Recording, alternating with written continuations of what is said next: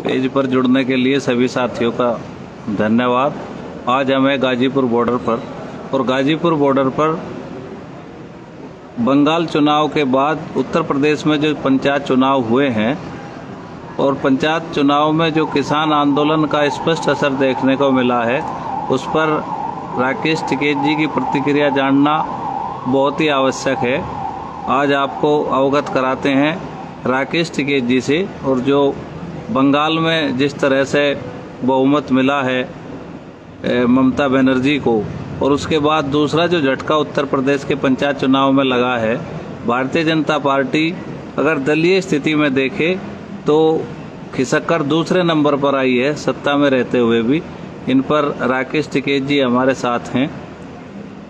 अब हम राकेश टिकैत जी से जानते हैं कि क्या कहना चाहेंगे। जी टिकैत साहब, जो बंगाल में जो हुआ वो पूरे देश की एक नाराजगी थी। वो किसानों की नाराजगी थी, देश के नौजवान की नाराजगी थी, जो देश का दलित है, देश का आम वर्ग है, देश का किसान है, ये पूर्ण रूप से उसकी नाराजगी थी। और जो संयुक्त मोर्चे के लोग वहाँ पे गांव-गांव गए और उन्होंने वहाँ पे मेहनत करी, तो उसका रंग वो दिखा। वहाँ पे बीजेपी को हार हुई और वहाँ पे जो ममता बनर्जी है उसकी वहाँ पे जीत हुई। तो ये एक किस्म से संयुक्त मोर्चे की, किसान की और देश की आम जनता की जीत वहाँ पे है। यही हाल उत्तर प्रदेश के चुनाव में रहा, जो पंचायत के चुनाव है या प्रधानी के चुनाव है, उसमें भी यही है कि बहुत करारी हार बीजेपी की हुई है और बहुत जगह धोखाधड़ी से इन्होंने अपने लोग जिताए। पूरा पुलिस प्रशासन का पूरा मिसयूज करा गया, लोगों को जबरदस्ती हराया गया। जो जीते हुए कैंडिडेट थे उनको हराने का काम करा गया। उसके बावजूद भी बहुत बुरी हालात है। आज अब ये जिला पंचायत के जो अध्यक्ष बनेंगे, इसमें पूरे विपक्ष को एक होना चाहिए। विपक्ष एक होगा तो इनको आप मात दे सकते हो। अगर विपक्ष एक नहीं होगा तो ये फिर हावी होंगे और पूरा जो इनका पुलिस फोर्स है, जो इनको एसओज हैं, जो थाने हैं, वे पूरा जिला पंचायत अध्यक्ष का चुनाव लड़वाने का काम करेंगे। तो लोगों को डरने की, घबराने की जरूरत नहीं है। सब लोग इकट्ठे होकर इनका मुकाबला अगर करोगे तो आप जिंदा रहोगे, नहीं तो ये जिला पंचायत अध्यक्ष अपने बनाएंगे। और कम वोट इनकी है उसके बावजूद भी ये बनावेंगे, क्योंकि पुलिस फोर्स इनके हाथ में है, तो इनका मुकाबला करना पड़ेगा। यहाँ पे धरना जो गाजीपुर पे है या पूरा दिल्ली के चारों तरफ है, ये धरने चले हुए हैं। और धरने ये जब तक चलेंगे जब तक भारत सरकार बातचीत नहीं करेगी, मसलों का समाधान नहीं करेगी, ये धरने हटेंगे नहीं यहाँ से। जिस तरह से बंगाल के बाद उत्तर प्रदेश में आप लोगों के स्पष्ट अपील भी नहीं थी, बस ये था कि भाई भारतीय जनता पार्टी को वोट ना दें, क्योंकि इसमें बहुत सारे लोग लड़ते हैं, संगठन के एक जगह से 4-4 लोग लड़ते हैं। उसके बावजूद भी ये किसान और मजदूरों ने ये दिखाया है कि भारतीय जनता पार्टी के खिलाफ वोट किया है।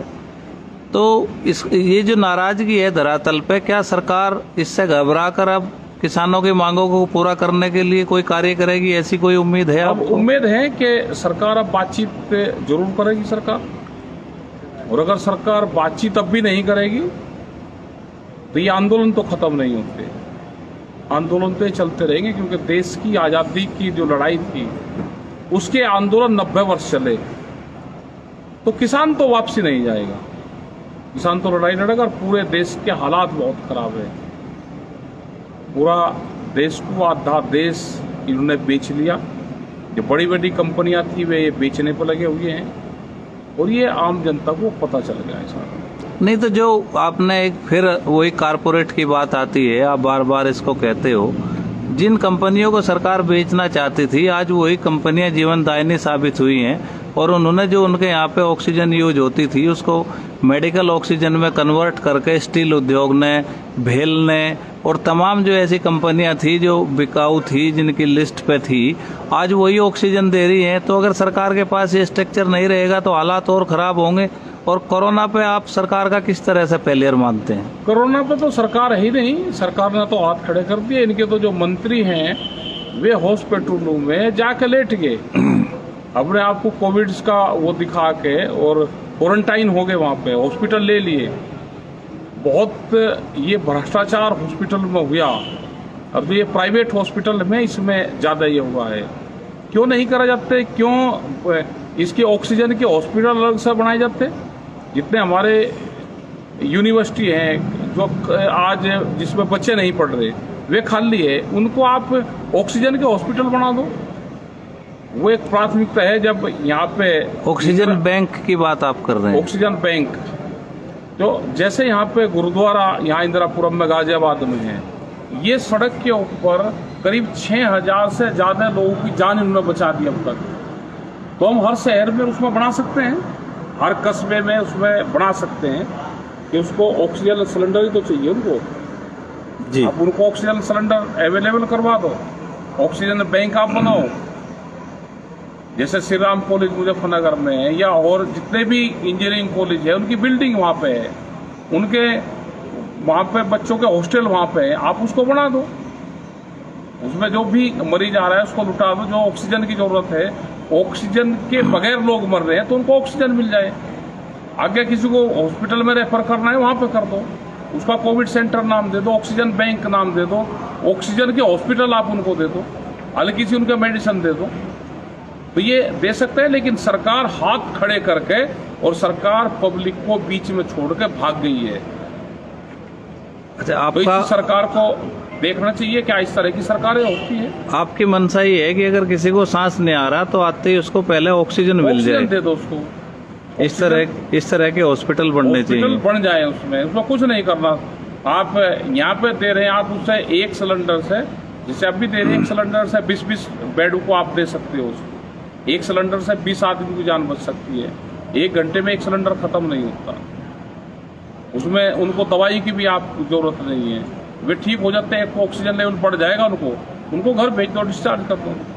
अभी एक बात और सामने आई है कि जो दूसरे देशों से मदद आ रही है वो जहाज भरे हुए एयरपोर्ट पर खड़े हैं और उनमें ऑक्सीजन जनरेटर हैं और तमाम इक्विपमेंट है, किट हैं, वैक्सीन वॉल्व हैं, और केवल वो इसलिए खाली नहीं हो पा रहे कि भारत सरकार ने अब तक कोई पॉलिसी डिसाइड नहीं की है। अमेरिका ये चाहता है कि सभी राज्यों को समान रूप से चीजें मिलें और वो पॉलिसी भारत सरकार से मांग रहा है, क्योंकि उसको अब लगता है कि अमेरिका को भी देश की सरकार पे विश्वास नहीं रहा। और उसका ये कहना है कि अगर आपने बिना पॉलिसी के दिया तो भाजपा शासित राज्यों की ही मदद होगी। तो उसने एक प्लान मांगा है और पिछले 25 तारीख अप्रैल को लास्ट जहाज आया था, उसके बाद मदद नहीं पहुंच पा रही है। तो इसके बारे में आप क्या कहना चाहेंगे? मोदी सरकार क्या पूरा विश्वास खो चुकी है? नहीं, पूरा विश्वास खो चुकी है। बाहर से कुछ चीज आ रही है तो कहाँ मदद मिल रही है, कहाँ सामान जा रहा है? मतलब एक ऑक्सीजन और ऑक्सीजन किट भी नहीं बढ़ रही। जो कोविड की हल्की दवाइयाँ थी वो भी आम मरीजों तक नहीं जा रही, और बहुत इलाज लोग अपने घरों पर कर रहे हैं। उसको दवाइयाँ आप फ्री दे दो, दवाइयाँ नहीं मिल रही, इंजेक्शन नकली मिल रहे हैं। जो मॉनिटरिंग सिस्टम था वो भी पूरा फेल है, जो अधिकारी थे वे भी छुप रहे हैं। तो इस पे सरकारों को काम करना चाहिए। और जो वॉलंटियर्स का जो काम है, भारतीय किसान यूनियन के लोग और भी स्वयंसेवी संगठन है, वे काम करना चाहते हैं। अगर सरकार गाइडलाइंस देगी तो उस पर काम करेंगे। यहाँ पे भी हम दे रहे हैं, मदद करवा रहे हैं। जो लोग आ रहे हैं उनकी मदद यहाँ पे करते हैं, तो उस पर काम करना चाहिए। तो आप ये चाहते हैं कि सरकार जो है कोविड का एक सर्टिफाइड इलाज का पर्चा, दवाई जारी करे, जिससे कोई भी स्वयं सहायता समूह या कोई भी संगठन जनता को उपलब्ध करा सके। अगर ऐसा नहीं होगा तो उनके ऊपर मुकदमे दर्ज होने का खतरा है, ऐसा भी आप चाहते हैं? हाँ, बिल्कुल होना चाहिए। अधिकारी की जिम्मेदारी है। वे कुछ किट बनी है और उन किट में आप सामान रख दो। एक किस्म से आप कोई भी कोविड का हो तो उसको आप दे दो। एक उसमें सैनिटाइजर दे दो, कुछ उसमें दवाइयाँ उसमें दे दो, कुछ उसमें मास्क दे दो, ये सारी चीजें देखो। नहीं, अभी एक बात आपने कही कि बहुत सारे संगठन करना चाहते हैं, लेकिन उनको इस बात का खतरा है कि अगर किसी की डेथ होगी तो उनके ऊपर मुकदमा ना हो जाए, तो सरकार को एक सामान्य लक्षण के लिए एक पर्चा जारी करना चाहिए। एक पर्चा जारी करें, उस पर डॉक्टरों की टीम बना दो, कोई मुकदमे नहीं कर रहा। आप अगर देखोगे और डॉक्टर अगर ठीक काम करें तो कोई वो नहीं कर रहा। एक बीमारी है, इस बीमारी से सब लोग उसमें मदद करेंगे, सब लोग। आज भी तो लोग मर रहे हैं। आप जितनी हेल्प कर सकते हैं डॉक्टर, वे हेल्प करें उसमें। सरकारी अधिकारी हैं, वे हेल्प करें उसमें। अंतर्राष्ट्रीय स्तर पर देखा जाए तो जो कोविड का रिकवरी रेट है वो 99% है, यानी कि 99% लोग ठीक हो सकते हैं। तो जिस बीमारी का रिकवरी रेट 99% हो, उसको महामारी की तरह से ट्रीट किया जाना, और जितनी मौतें हो रही हैं इसका मतलब ये है कि देश में कोई व्यवस्था ही नहीं थी, इसलिए लोग मर रहे हैं। व्यवस्था नहीं है, व्यवस्था नहीं, इसीलिए ज़्यादा डेथ हो रही है। और ज़्यादातर लोग ऑक्सीजन नहीं है, उससे लोगों की डेथ हो रही है। और आज भी उद्योगों में बहुत ऑक्सीजन जा रही है। अब तो बंद करके उद्योगों की बंद करके और ऑक्सीजन वैसे देनी चाहिए। जी धन्यवाद। हमारे साथ थे राकेश टिकैत जी, और आज कोरोना, बंगाल और उत्तर प्रदेश के पंचायत चुनाव पर जो बेबाकी से बात रखी है, आपसे आग्रह है कि इसको आगे तक पहुंचाएं, और जो देश में एक संकट है उस संकट में आप सब लोग जो है साथ दें। और आप भारतीय किसान यूनियन के लोगों से क्या अपील करते हैं जी? भारतीय किसान यूनियन के लोग ये हैं कि अपने खेत को देखें, अपने धरनों को देखें, और जो लोग आज बीमारी के उनकी मदद करें, और क्या क्या उनको दवाई है वो दवाई अवेलेबल उनको जरूर करवाएं। इसमें दान पुण्य भी करें। गरीब आदमी बीमार हो रहा है, उसके पास में पैसा नहीं है, तो उसकी भी मदद करें। आज ये ना करें कि मेरे पास में पैसा है, पड़ोसी का नहीं है। आज ये समझेगा अगर पड़ोसी बीमार है तो कल मैं भी होऊंगा, तो पड़ोसी का ठीक होना जरूरी है। अगर पड़ोसी बीमार होगा तो वो बीमारी मेरे घर पे भी आएगी।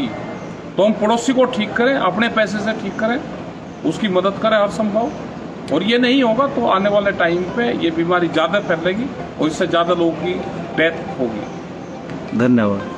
ಹೆಚ್ಚಿನ ವಿಡಿಯೋಗಳಿಗಾಗಿ ಪ್ರತಿಧ್ವನಿ ಯೂಟ್ಯೂಬ್ ಚಾನೆಲ್ನ ಸಬ್ಸ್ಕ್ರೈಬ್ ಮಾಡಿ, ಬೆಲ್ ಬಟನ್ ಕ್ಲಿಕ್ ಮಾಡಿ.